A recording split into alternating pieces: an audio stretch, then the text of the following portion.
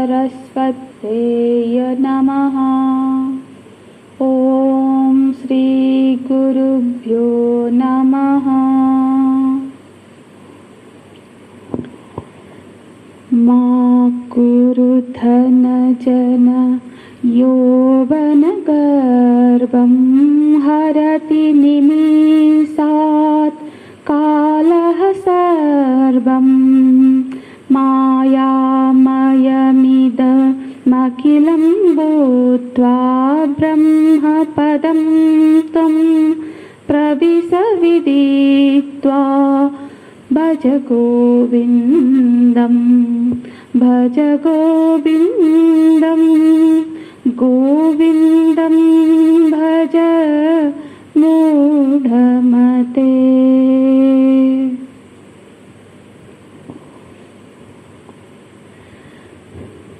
व्यक्ति कभी कभी अपनी ही भौतिक उपलब्धियों में फंस जाता है।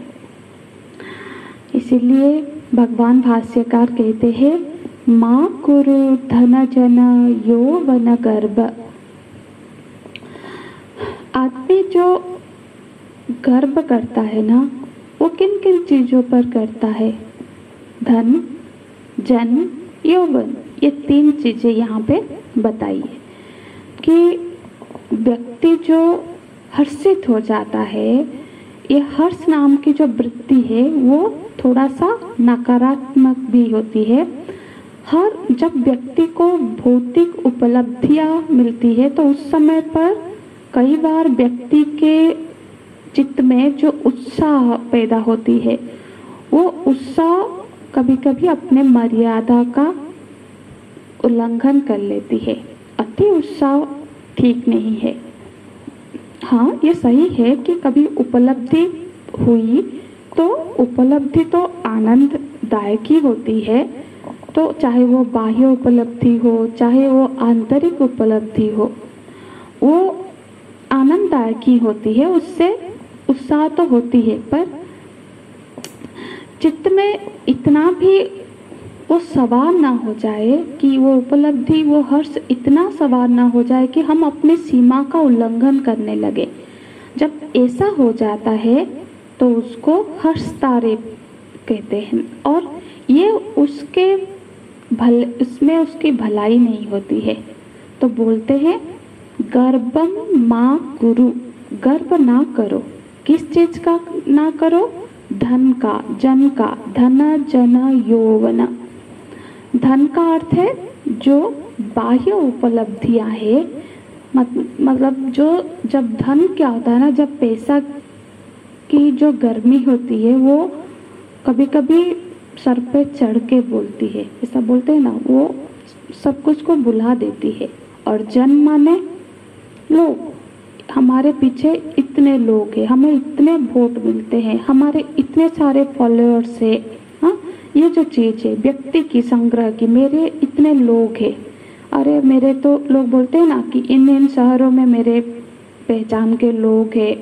हाँ, और मुझे क्या समझ रखा है, मेरे से दुश्मनी करोगे तो अच्छा नहीं होगा, मेरे पीछे इतने लोग हैं। इस तरह की जो बातें हैं ये जन का गर्व है, लोगों के बल का गर्व है। हाँ, तो गांव की भाषा में बोलते हैं ना, हेंकड़ी दिखाता है। तो ये है गर्व। और तीसरी बात बोलते हैं, जब लोग का गर्व क्या होता है, ये मैं में और अहंकार भर देता है ना, ये और अहंकारी बना देता है इंसान को। और तीसरी बात है यौवन का गर्व। मतलब हम सभी यही चाहते हैं कि ये यौवन हमेशा बना रहे, या फिर जब कोई यौवन होता है तो वृद्धों के ऊपर बड़ी हेय दृष्टि से देखता है। हालांकि उसको भी वो समय आएगा, पर उस समय उसको लगता है कि अब मेरे पास कितनी सामर्थ्य है, मैं बलवान हूँ। और जब किसी को पहली बार कोई कहीं बाहर बोल दे दादाजी, तो फिर उसको झटका लगता है, अरे मुझे दादाजी कह रहा है अभी से, अरे दादाजी क्यों कह रहा है, मुझे अंकल कहो। ये जो होता है हमें कि हमेशा जवानी बनी रहे, तो असल में तो अपने उम्र के हिसाब से ही दिखना वही सुंदर होता है। तो ये जो गर्व है, गर्भ का नकारात्मक पक्ष होता है, जैसे धर्मम अतिक्रांतति, यही उसका नकारात्मक पक्ष है कि वो शास्त्र ने कहा कि वो धर्म का अतिक्रमण करने लगता है, मर्यादा को तोड़ने लगता है। बोलते हैं ना, बहुत जश्न में बहुत उत्साह में होगा तो अरे आज तो जश्न का दिन है, आज ये धर्म मर्यादा को छोड़ मतलब भूल जाओ। तो इस तरह से जो चीज़ें, उसी का यहाँ पे खंडन है कि, और इसका कारण बताते हैं कि हरति निमिषात् कालः सर्वम। ये जो लुभाने वाली वस्तुएं हैं, इनका कब क्षय हो जाएगा उसका तो कोई ठिकाना नहीं है। हरति कालः, सर्वम कालः हरति। ये जो काल नाम की वस्तु है ना, पता नहीं चलेगा कि ये कब सब कुछ हरण कर लेगी। सर्वम हरति, देखिए कि ये जो यहाँ पे दृष्टांत के तौर पर देखते हैं कि लोगों को हमने देखा है, पहले तो और भी होते थे कि डकैतों का भी इतना भय रहता था और उनको उस पर भी गर्व होता था कि देखो लोग मेरे को, क्योंकि उनकी एक टीम होती थी और वो लोग अपने सामर्थ्य के बल से, मतलब बाहुबल से लोगों को डराते थे। पर लेकिन ये सब क्षणिक होता है। हमने कभी नहीं देखा, आज तक ऐसा कोई नहीं पैदा हुआ जो इस तरह का कार्य करता था और वो सुख में रहता है जीवन। वो छुप के रहते थे, हालांकि लोगों को डराते हैं और खुद छुप के रहते हैं। तो हथियार के बल पे, बाहों के बल पर वो कुछ दिन तक लोगों को डरा सकते हैं, मतलब शासन कर सकते हैं, पर उनकी मौत भी बहुत दर्दनाक होती है।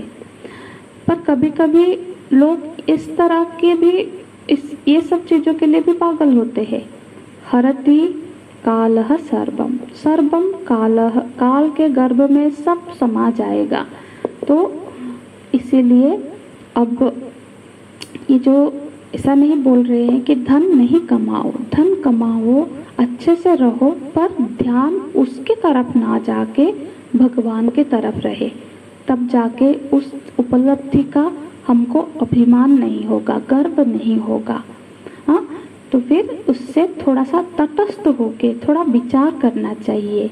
हाँ, तो इसीलिए बोलते हैं क्या उसका विचार करके हमको ये देखना पड़ेगा कि इससे कैसे निकले, इसका उपाय क्या है।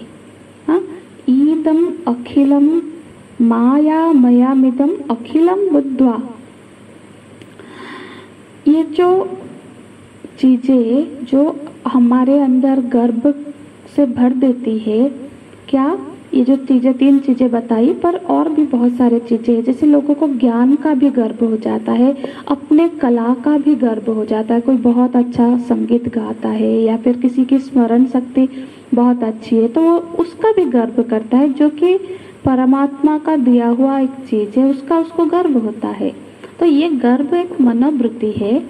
ये गर्व नाम की चीज से क्या होता है ना, सिर तान के चलते हैं लोग। फिर तो सिर तानने से एक बात हमने सुनी है कि चाइना में जो आर्मी होती है, उनके जब परेड होता है तब उनके शर्ट के जो कॉलर्स होते हैं ना, उसमें मैंने ऐसा सुना है कि पिन लगाया दिया जाता है, ताकि थोड़ा सा भी उनका सिर हिला तो फिर वो चुभेगा। तो इसी वजह से वो बिल्कुल सर तान के रहते हैं। हाँ, तो सिर को तान के ही परेड होती है।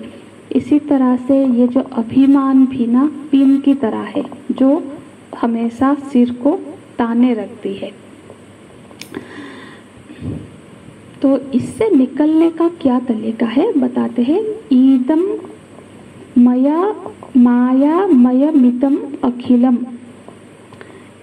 ईदम अयम अखिलम मायामिदम। ये जो शब्द है यहाँ पे माया, यहाँ पे वो त्रिगुणात्मक का माया को नहीं समझना है। माया का अर्थ है ये जो सारी लुभावती चीज़ें हैं, ये सब चीज़ें हमारे विवेक को, हमारी विचार शक्ति को, विनम्रता को, सद्गुणों को ढक देती है ना।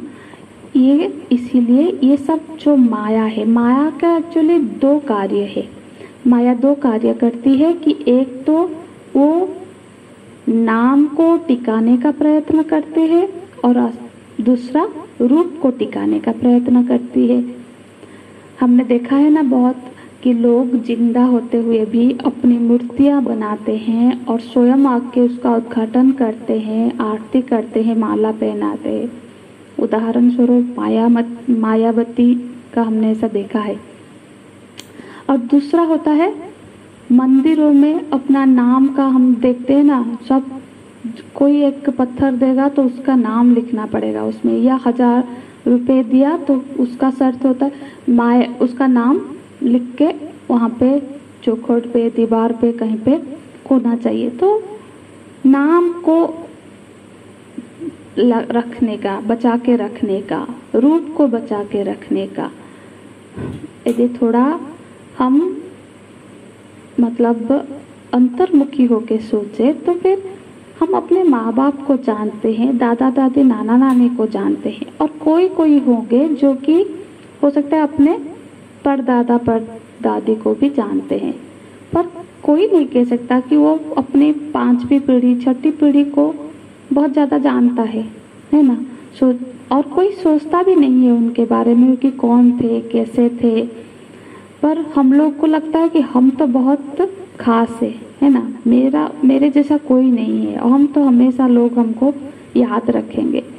अरे भगवान श्री कृष्ण का द्वारिका नहीं रहा, भगवान राम जी की अयोध्या नहीं रही, तो क्या हमारा ये 1 कमरे का 2 कमरे का घर ये रह जाएगा? इसीलिए बोलते हैं बुद्धवा, बुद्धवा मतलब जानो। ऐसा जानते हुए, ऐसा समझते हुए व्यक्ति को तत्व ज्ञान के लिए प्रयत्न करना चाहिए। ब्रह्म पदम विदित्वा विदित्वा तुम प्रवेश, ये भी एक तरह का आदेश कर रहे हैं भगवान शंकराचार्य जी कि विदित्वा, तुम ऐसा जानो, हे सौम्य, हे शिष्य, तुम प्रविष्ट हो जाओ। तुम प्रवेश हो करके कहाँ प्रवेश हो? ब्रह्म पदम, अपने निज स्वरूप जो है ना उसमें प्रविष्ट हो जाओ। हाँ, और उसके प्रवेश होने का प्रक्रिया क्या है? तो बोलते हैं विदित्वा, जान के। तुम ब्रह्म पदम विदित्वा प्रवेश, ब्रह्म पदम तुम प्रवेश विदित्वा। और इसका तरीका होता है जब हम अपने स्वरूप को जान लेते हैं तब हमारा प्रवेश हो जाता है ब्रह्म पद में। यदि हमने अपना पूरा जीवन सिर्फ धन जन और यौवन से ही, मतलब उसी को अर्जन करने के लिए, उसी के लिए ही पूरा जीवन व्यतीत कर दिया और ब्रह्म पद के लिए प्रयत्न नहीं किया, तो फिर हमने अपने जीवन का सटीक उपयोग नहीं किया। जीवन में ज़रूरतों की चीज़ों को हम संग्रह करें, पर क्या, पर इतना भी उसमें उलझ न जाए जितना ज़रूरत है। साधक को का भी जीवन भी ऐसा नहीं है कि उसको कुछ ज़रूरत नहीं पड़ती है, उसका भी जीवन निर्वाह करने के लिए भी कुछ ना कुछ वस्तुओं का संग्रह करना चाहिए, पर जितना ज़रूरी है उतने के लिए वो प्रयत्न करे, पर उसमें ना उलझ के, उसकी तरफ उसका ध्यान ना होके, ध्यान हमेशा परमात्मा की तरफ हो। भज गोविंदम, गोविंद का भजन करो, क्योंकि ये सारी चीज़ें क्षणिक है, नाशवान है। और अब आगे के श्लोक में काल की क्षण भंगुरता का चर्चा कर रहे हैं, जो कि हम कल की कक्षा में देखेंगे। हरि ओम तत्सत। ओम पूर्णमदः पूर्णमिदं पूर्णात् पूर्णमुदच्यते पूर्णस्य पूर्णमादाय पूर्णमेवावशिष्यते। ओम शांति शांति शांति। हरि ओम। श्री गुरुभ्यो नमः। हरि ओम।